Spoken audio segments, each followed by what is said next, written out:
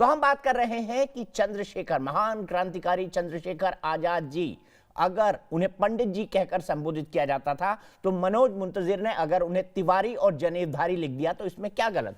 मामला यह तब भी है जब कई सारे पॉलिटिकल पार्टी के लीडर अपने आप को जनेवधारी साबित करने लगते हैं। मैं सीधे चलता हूं, बहस को आगे बढ़ाऊं। मेरे साथ कई सारे खास मेहमान जुड़े हुए हैं। अमित आजाद, चंद्रशेखर आजाद जी के ग्रैंडसन हमारे साथ जुड़े थे। उन्होंने साफ साफ मुझे बताया कि उन्हें अपने आप को पंडित कहलवाने पर कोई आपत्ति नहीं थी। मेरे साथ मनोज मुंतजिर राइटर हैं और साथ ही साथ गीतकार हैं, बहुत शानदार गीत लिखे हैं उन्होंने, और मनोज की इस कविता पर ही पूरा का पूरा विवाद हुआ था। शुभ्रस्ता पॉलिटिकल एनालिस्ट मेरे साथ है, मनोज का समर्थन कर रही है। पंडित सुरेश मिश्रा मेरे साथ है, नेशनल प्रेसिडेंट है सर्व ब्राह्मण महासभा के जयपुर से। डॉक्टर सतीश प्रकाश प्रोफेसर है चौधरी चरण सिंह यूनिवर्सिटी में और पॉलिटिकल एनालिस्ट है, वो मेरे साथ हैं। विवेक श्रीवास्तव जी लेफ्ट के लीडर हैं और प्रोफेसर गंगा साहब प्रोफेसर है जेएनयू के। सबसे पहले मैं चलता हूं, मेरे एक दर्शक मेरे साथ जुड़ गए हैं, उदय कुमार मन्ना, ये एक सोशल वर्कर है नोएडा से। उदय जी, मुझे ये बताइए कि जब कई पॉलिटिकल पार्टी के लीडर बार बार अपने आप को पॉलिटिकल चुनाव में ये साबित करते हैं कि वो जनेऊधारी हैं और जनेऊधारी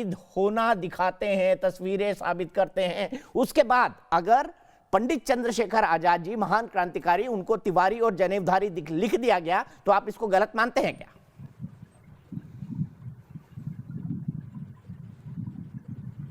देखिए, हम लोग भारतीय हैं और भारतीय संस्कृति रही है। जनेऊ जो है वो एक संस्कृति का प्रतीक है। यज्ञोपवीत संस्कार से ये भारत जो है महान बनता है। भारत अपनी अगर पहचान को लेकर चलता है तो इसमें कोई गलत नहीं है, लेकिन इसमें सबसे बड़ी बात है कि सकारात्मक दृष्टि से अगर किसी ने उस चीज को जाहिर किया है, उसकी मंशा जो है एक भारतीय बनकर भारतीय संस्कृति को उजागर करना चाहता है। और अभी जो हम लोगों ने 23 जुलाई को उनकी जयंती मनाई है, तो महापुरुषों पर चर्चा करने के लिए न्यूज नेशन का धन्यवाद कि इससे जो है करोड़ों करोड़ों दर्शकों तक हम लोग जो है ये शहीद चंद्रशेखर आजाद जी को याद कर रहे हैं। और ये जो सकारात्मक सोच है ये देश में अगर फैले तो जनेऊ, टोपी और अलग अलग लिबासों से हमें नहीं तौलना चाहिए। उनके सपनों का भारत बनाने की तरफ सभी भारतीय, चाहे किसी भी पंथ संप्रदाय और जात धर्म के हों, लेकिन चंद्रशेखर आजाद ने देश के लिए, उनकी जो मर्म था वो देश के लिए शहीद हुए, ये तो देशवासियों तक न्यूज नेशन पहुंचा रहा है। और देश के बारे में सोचना ये अपने आप में, दीपक चौरसिया जी, सबसे बड़ी राष्ट्र प्रथम वंदे मातरम है।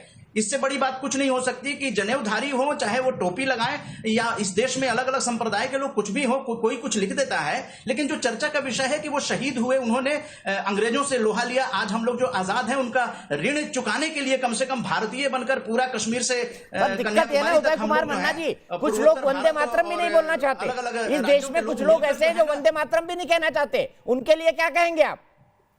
नहीं,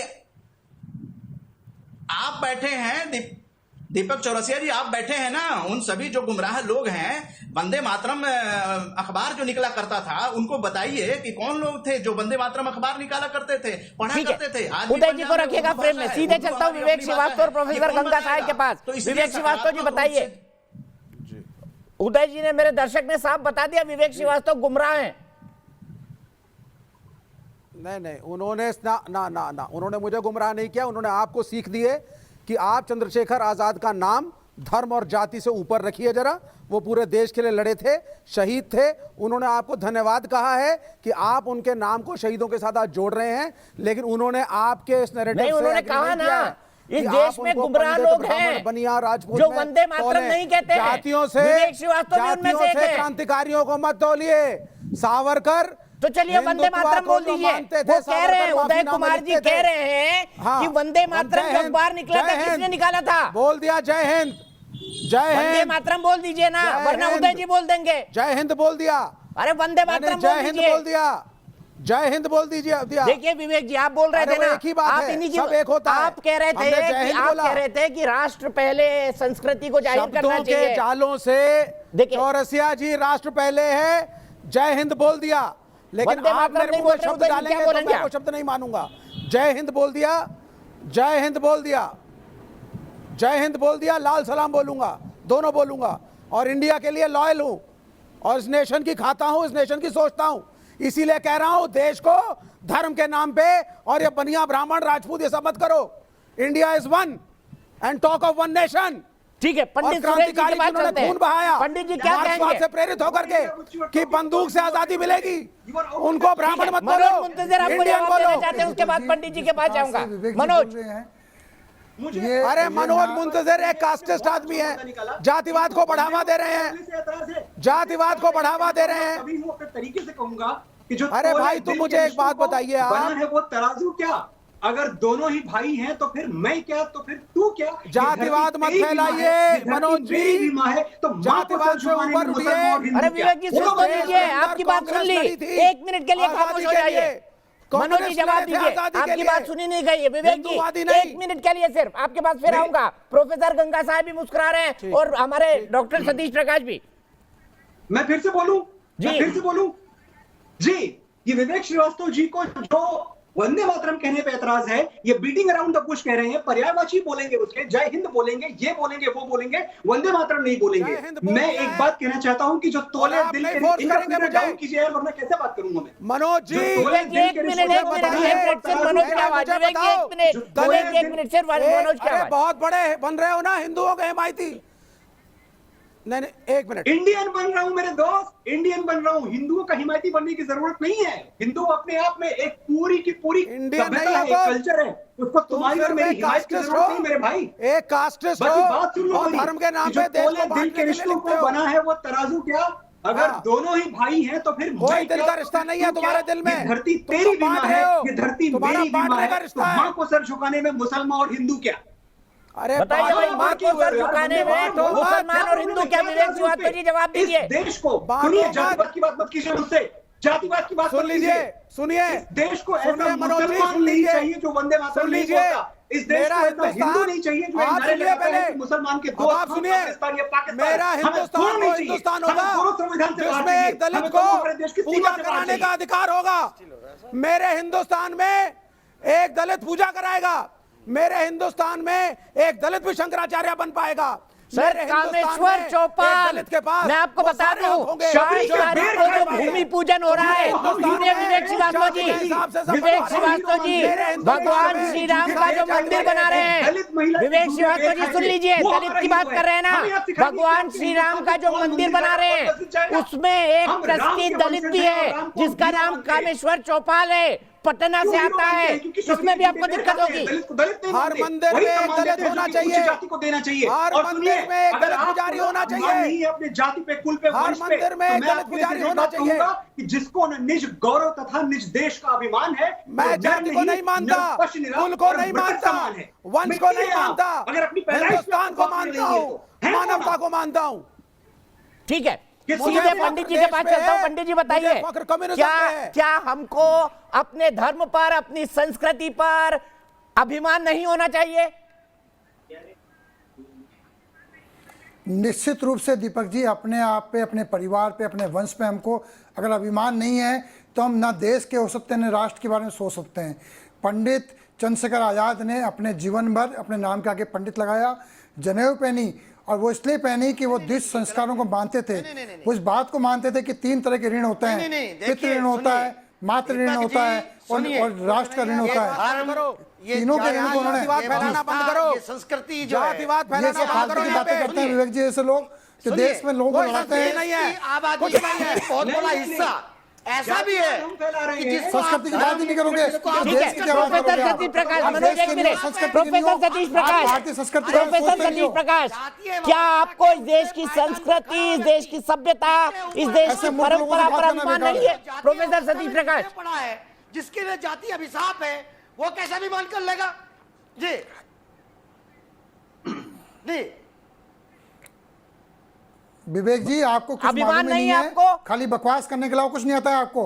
आपने अपने कतई अभिमान नहीं है, इनको कुछ मतलब ही नहीं किसी बात से। कास्ट डोमिनेंस दिखाना चाहते हैं, ये लोग खाली कामरेड बनने में लग रहे हैं। हिंदुइज्म और ये देश अपर कास्ट डोमिनेंस नहीं है, सब जातियां बराबर हैं। दीपक जी होगा ये नैरेटिव खड़ा अरे करना। बात ही नहीं है, आप बात सुनने को तैयार नहीं, क्या कर सकते हैं आपके लिए? एक व्यक्ति सुनिए, आखिरी बात कहते हैं, एक जाऊंगा नहीं व्यक्ति दीपक जी, है जिसके गले में एक बता रहा हूं मनोज, लेकिन वो व्यक्ति अंग्रेजों का पिट्ठू सिद्ध होता है। एक व्यक्ति चंद्रशेखर आजाद भी है जिनके गले में जनेऊ होता है, वो अंग्रेजों के खिलाफ लड़ते हैं। आप ये नैरेटिव तय नहीं कर सकते। देखिए, ऐसे भी व्यक्ति थे, ऐसे भी स्वतंत्रता सेनानी थे जिनके गले में जनेऊ नहीं था। झलकारी बाई, उनका इतिहास किसने लिखा? दलितों ने लिखा। इतिहास ने बुलाया। जब लक्ष्मीबाई जी चारों तरफ से अंग्रेजों से गिर गई, तब झलकारी बाई आगे आती है, उनके बच्चे को बचाती है, उनको बचाती है। और सुनिए, दर्द की बात करूंगा, गोरखपुर का इतिहास निकालिए, चोरा चोरी की घटना, थाने को किसने जलाया? दलितों ने जलाया। इस देश की व्यवस्था ने, चूंकि दलितों का जो आंदोलन उसको सबका सम्मान है। देश की आजादी में जिन लोगों ने योगदान किया है उसको जाति से ऊपर रखकर हम सबका सम्मान करते हैं। दोहराना चाहते हैं। कौन सी बात करें? प्रोफेसर सतीश प्रकाश जी, एक बात कहूंगा, आप जाति का विरोध करेंगे, धर्म का विरोध करेंगे और दलित भाइयों के नाम पर राजनीति चमकाएंगे। सतीश प्रकाश जी, आप जाति का विरोध करेंगे, धर्म का विरोध करेंगे और दलित भाइयों के नाम पर राजनीति चमकाएंगे। आपको आग लगती है अगर शिवाजी जी के भतीजे दलित भाइयों का हमारे उतना सम्मान है जितना इनका सम्मान है। औरंगजेब ने करी और भाई झलकारी नहीं दी कौन सर? तो क्यों आप जैसे सेक्युलर लोग बाबर और औरंगजेब को पूछते हैं? विवेक श्रीवास्तव से भी सवाल है, प्रोफेसर गंगा साय से भी सवाल है, डॉक्टर सतीश प्रकाश से भी सवाल है। क्यों बाबर पूछा जाता है? क्यों अलाउद्दीन खिलजी पूछा जाता है? क्यों तुगलक पूछा जाता है? क्यों औरंगजेब पूछा जाता है? बताइए। इतिहास कम्युनिस्टों के समाज में कोई जाति धर्म नहीं है। तमाम ऐसा है। समय दे तो मैं बोलूं थोड़ा। ठीक है सतीश प्रकाश जी, एक मिनट। प्रोफेसर गंगा साय जवाब दीजिए। क्यों पूछा जाता है इस देश में बाबर? क्यों पूछा जाता है औरंगजेब? क्यों पूछा जाता है अलाउद्दीन खिलजी? और क्यों पूछा जाता है तुगलक? जवाब दीजिए। किसी को कोई नहीं पूछता। कौन पूछता है इनको? कोई नहीं पूछता है। जो लोग पूछते हैं आप जैसे सेक्युलर लोगों ने औरंगजेब रोड नाम रखा था। जरूरी बातें मैं कहना चाहता हूँ। कोई नहीं पूछता है। ये नैरेटिव डाल करके मुसलमानों को गद्दार कहना बंद मैंने कर नहीं दिया। रखा, मेरे उससे कोई सहमति। मैंने मुसलमानों को गद्दार नहीं कहा, आप कह रहे हैं। प्रोफेसर गंगा साय, सिर्फ प्रोफेसर गंगा साय की आवाज। मनोज, मैं 1 मिनट में आ रहा हूँ। प्रोफेसर गंगा साय, नहीं, अरे भाई बात तो सुन लीजिए। आप मेरी बात तो सुन लीजिए। देखिए, ये जो बहस है ना, ये अनर्गल मनोज जी ने पैदा की है बहस। हम आजादी की लड़ाई को और खुद चंद्रशेखर आजाद के नाम को आप 3 तरह से ले सकते हैं। पंडित चंद्रशेखर आजाद, कॉमरेड चंद्रशेखर आजाद या सिर्फ चंद्रशेखर आजाद। आजाद जो उन्होंने सरनेम जोड़ा, तो उस विजन को समझिए, उस सपने को समझिए और उनको चंद्रशेखर आजाद ही रहने दीजिए। और उनको समझना चाहते हैं तो उनका लिखा हुआ पढ़िए, उनके हिंदुस्तान सोशलिस्ट रिपब्लिकन एसोसिएशन के बारे में जानिए, तो शायद हम बेहतर राय बना पाएंगे। दूसरा, जो मोहतरमा थी जो चली गई, वो उन्होंने एक भ्रामक बात कही कि भगत सिंह आखिरी समय में गीता पढ़ रहे थे। ये बात सच नहीं है। सारे दस्तावेज कहते हैं कि भगत सिंह आखिर में लेनिन को पढ़ रहे थे।